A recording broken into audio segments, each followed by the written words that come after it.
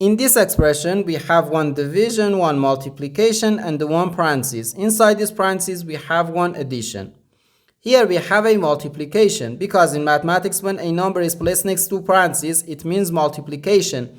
And we usually don't write the multiplication sign for brevity. Okay?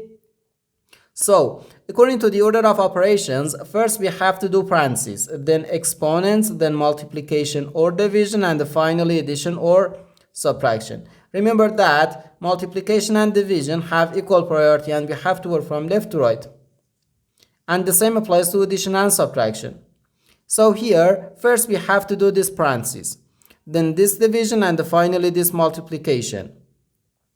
So first this parentheses. Inside this parentheses we have 3 plus 2, which gives us 5.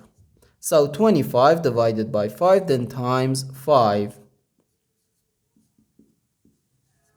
Now we have one division and one multiplication. As I said, multiplication and division have equal priority and we have to work from left to right. So here, first we have to do this division. 25 divided by 5 equals 5. So 5 times 5 gives us 25. And this is our final answer to this problem.